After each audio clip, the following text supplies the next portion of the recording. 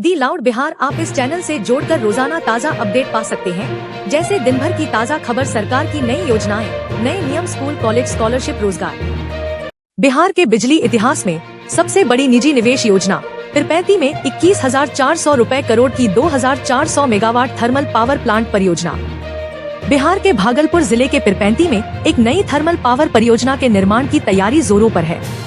इस परियोजना की अनुमानित लागत 21,400 रुपए करोड़ से 28,000 रुपए करोड़ के बीच है और यह अब तक की बिहार की सबसे बड़ी निजी निवेश योजना मानी जा रही है। प्रस्तावित 2,400 मेगावाट की इस बिजली परियोजना के लिए देश की 4 बड़ी निजी कंपनियां Adani power, JSW energy, Torrent power और बजाज समूह की ललितपुर पावर बोली प्रक्रिया में भाग ले रही है। यह पावर प्लांट 3 यूनिट्स में बनेगा, जिनमें प्रत्येक की क्षमता 800 मेगावाट होगी। परियोजना के लिए करीब 1,200 एकड़ भूमि पहले ही अधिग्रहित की जा चुकी है। इसके साथ ही कोयले की आपूर्ति ईस्टर्न कोलफील्ड्स लिमिटेड से होगी, जो सालाना 10.43 मिलियन टन कोयला देगा। इसके अलावा परियोजना के संचालन के लिए गंगा नदी से प्रतिदिन 60 क्यूसेक पानी लिए जाने की योजना है, जिसकी स्वीकृति प्रक्रियाधीन है। इस महत्वाकांक्षी योजना को Bihar state power generation company limited BSPGCL द्वारा टैरिफ आधारित प्रतिस्पर्धी बोली TBCB प्रक्रिया के माध्यम से निजी क्षेत्र के लिए खोला गया है। निविदा प्रक्रिया की शुरुआत 17 जून 2025 को हुई, जबकि अंतिम आवेदन की तिथि 25 जून थी। अब 11 जुलाई को तकनीकी बोलियां और 16 जुलाई को वित्तीय बोलियां खोली जाएंगी। अगस्त मध्य तक किसी एक कंपनी को अंतिम कार्यादेश दिए जाने की संभावना है। इस परियोजना से उत्पादित बिजली मुख्य रूप से दक्षिण बिहार और उत्तर बिहार के बिजली वितरण निगमों को उपलब्ध कराई जाएगी। इसके अतिरिक्त शेष बिजली खुले बाजार में बेची जा सकेगी। इससे राज्य में 24 घंटे बिजली आपूर्ति सुनिश्चित होगी, जो औद्योगिक, कृषि और घरेलू जरूरतों को पूरा करने में सहायक होगी। परियोजना से हजारों लोगों को प्रत्यक्ष और परोक्ष रूप से रोजगार मिलेगा। यह राज्य में औद्योगिक निवेश को भी आकर्षित करेगा, जिससे बिहार की अर्थव्यवस्था को नई गति मिलेगी। साथ ही परियोजना के माध्यम से राज्य की ऊर्जा आत्मनिर्भरता भी बढ़ेगी और बाहरी बिजली पर निर्भरता घटेगी। Pirpainti thermal power plant Bihar के ऊर्जा क्षेत्र में क्रांतिकारी बदलाव लाने वाला कदम साबित हो सकता है। यह राज्य को न केवल बिजली संकट से उबारने में मदद करेगा, बल्कि सामाजिक और आर्थिक विकास के नए रास्ते भी खोलेगा। पुनौरा धाम में मां जानकी मंदिर का अंतिम डिजाइन मंजूर, 120 रुपए करोड़ की होगी विकास पर योजना। बिहार के सीतामढ़ी जिले के पवित्र पुनौरा धाम में बनने वाले भव्य मां जानकी मंदिर का अंतिम वास्तु डिजाइन राज्य सरकार द्वारा मंजूर कर लिया गया है। यह स्थल माता सीता की जन्मभूमि के रूप में श्रद्धा से पूजित है और अब इसे विश्वस्तरीय धार्मिक और सांस्कृतिक केंद्र के रूप में विकसित करने की दिशा में बड़ा कदम उठाया गया है। मंदिर का डिजाइन अयोध्या राम मंदिर के प्रसिद्ध वास्तुकारों की टीम ने तैयार किया है। मुख्यमंत्री नीतीश कुमार ने हाल ही में डिजाइन को सार्वजनिक रूप से साझा करते हुए बताया कि मंदिर निर्माण कार्य को अब तेजी से आगे बढ़ाया जाएगा। इस परियोजना के लिए राज्य सरकार ने 120 रुपए करोड़ की राशि मंजूर की है। प्रारंभिक चरण में मंदिर परिसर के लिए लगभग 17 एकड़ भूमि का चयन किया गया है, जबकि करीब 50 एकड़ अतिरिक्त भूमि के अधिग्रहण की प्रक्रिया भी जारी है। प्रस्तावित मंदिर परिसर में न केवल मुख्य जानकी मंदिर होगा, बल्कि सीता वाटिका, लवकुश वाटिका, परिक्रमा पथ, थीमेटिक गेट, प्रदर्शनी केंद्र, कैफेटेरिया, बच्चों के लिए खेल क्षेत्र और पर्याप्त पार्किंग जैसी सुविधाएं भी विकसित की जाएंगी। परियोजना के प्रबंधन और निगरानी के लिए श्री जानकी जन्मभूमि पुनौरा धाम मंदिर न्यास समिति नामक एक ट्रस्ट का गठन किया गया है, जिसकी अध्यक्षता राज्य के मुख्य सचिव कर रहे हैं। इसमें विकास आयुक्त, जिलाधिकारी, उप विकास आयुक्त और स्थानीय संतों व समाज सेवियों को भी शामिल किया गया है। यह ट्रस्ट मंदिर निर्माण के हर पहलू की निगरानी करेगा और निर्माण को पारदर्शिता व गुणवत्ता के साथ पूरा करने में अहम भूमिका निभाएगा। मंदिर निर्माण का कार्य अगस्त 2025 से शुरू होने की योजना है और इसका लक्ष्य 24 महीनों में पूरा करना रखा गया है। मंदिर की ऊंचाई 151 फीट होगी और इसका स्थापत्य अयोध्या की तरह भव्य और पारंपरिक होगा।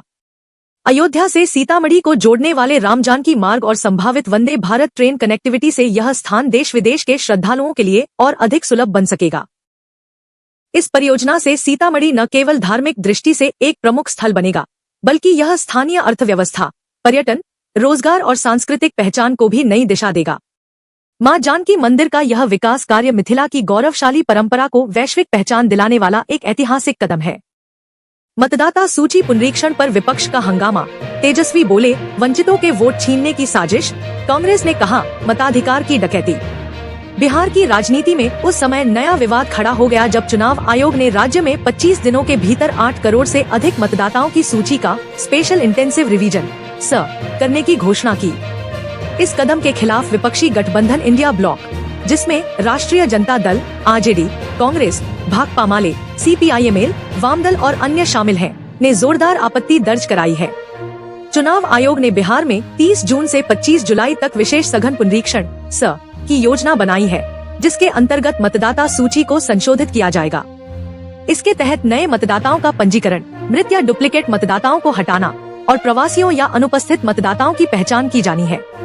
कुल मिलाकर 8 करोड़ से अधिक मतदाताओं की समीक्षा का लक्ष्य रखा गया है, वह भी मात्र 25 दिनों के भीतर। इस प्रक्रिया को लेकर विपक्षी दलों ने तीखी आपत्ति दर्ज की है। तेजस्वी यादव ने आरोप लगाया कि यह पूरी प्रक्रिया गरीब, दलित, पिछड़े, मुस्लिम और आदिवासी समुदायों के मताधिकार को खत्म करने की साजिश है। उन्होंने कहा, जिस राज्य में पंचायत स्तर पर भी मतदाता सूची तैयार करने में महीनों लगते हैं, वहां 8 करोड़ लोगों की सूची 25 दिन में कैसे जांची जा सकती है? यह लोकतंत्र के लिए गंभीर खतरा है। कांग्रेस ने इससे एक कदम आगे जाकर इसे मताधिकार की डकैती कहा। पार्टी नेताओं का कहना है कि यह एक सोची समझी रणनीति है, जिससे भाजपा को फायदा हो और विपक्षी मतदाताओं को चुनाव से पहले सूची से बाहर किया जा सके। CPIML के महासचिव दीपंकर भट्टाचार्य ने इस प्रक्रिया को असंवैधानिक और पक्षपाती बताते हुए इसे तत्काल रोकने की मांग की। वामदलों ने दावा किया कि यह कदम केंद्र और राज्य की सरकार की नियंत्रणकारी मानसिकता को दर्शाता है। हालांकि चुनाव आयोग ने इस पर प्रतिक्रिया देते हुए कहा है कि यह प्रक्रिया आधिकारिक और नियमित है, जिसका उद्देश्य मतदाता सूची को अद्यतन करना है।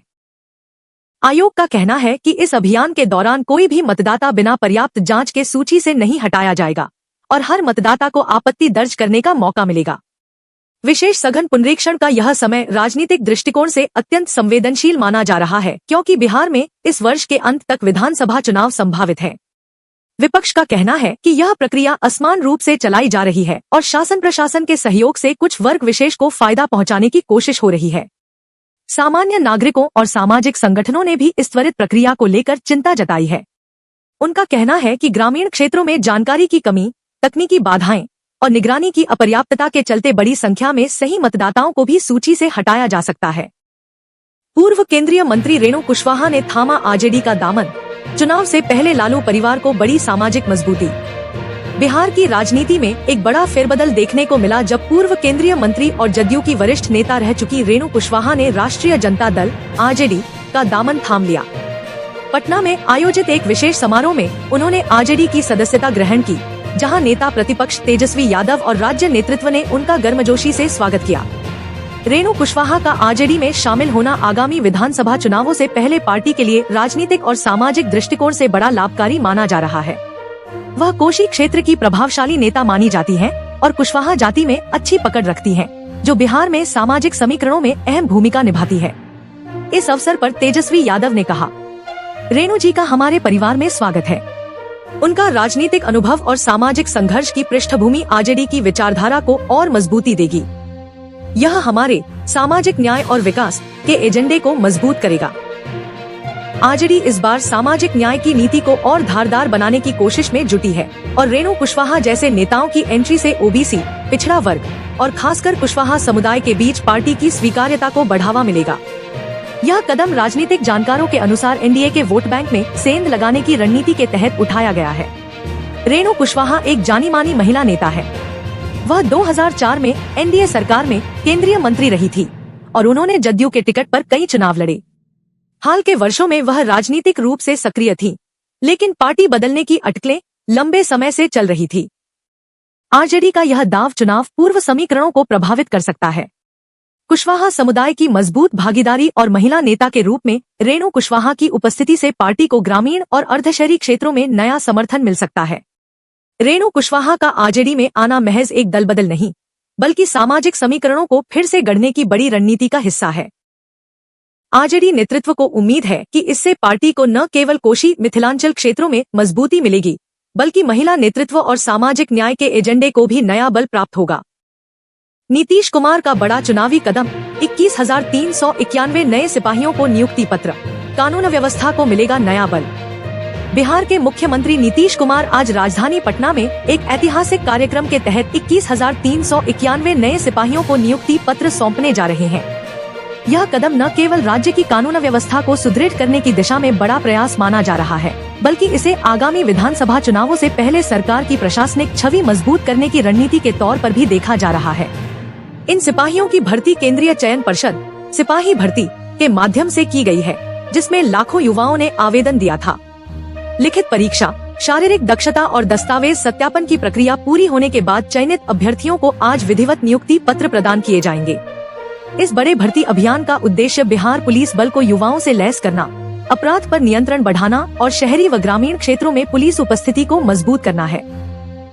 मुख्यमंत्री नीतीश कुमार इस अवसर पर नई पीढ़ी के सिपाहियों से कर्तव्यनिष्ठा, अनुशासन और संवेदनशीलता के साथ सेवा करने की अपील करेंगे।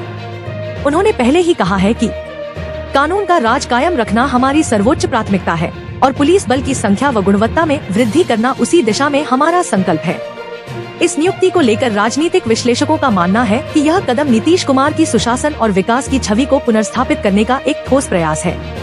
हाल के वर्षों में अपराध, खासकर महिलाओं और दलितों पर अत्याचार के बढ़ते मामलों को लेकर सरकार को आलोचना झेलनी पड़ी थी। ऐसे में यह नियुक्ति अभियान जनता के बीच विश्वास बहाली और सुरक्षा का भरोसा कायम करने में अहम भूमिका निभा सकता है। नई भर्ती में सामाजिक न्याय और आरक्षण नीति का भी विशेष ध्यान रखा गया है। महिला अभ्यर्थियों, अनुसूचित जाति जनजाति, अति पिछड़ा वर्ग और अल्पसंख्यकों को आरक्षित कोटा के तहत अवसर दिया गया है, जिससे पुलिस बल का सामाजिक संतुलन बेहतर होगा।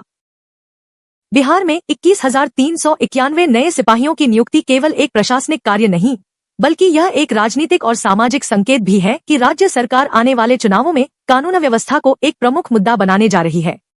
नीतीश कुमार के इस कदम से न केवल युवाओं को रोजगार का अवसर मिला है, बल्कि पूरे राज्य को सुरक्षा और भरोसे का नया संदेश भी गया है।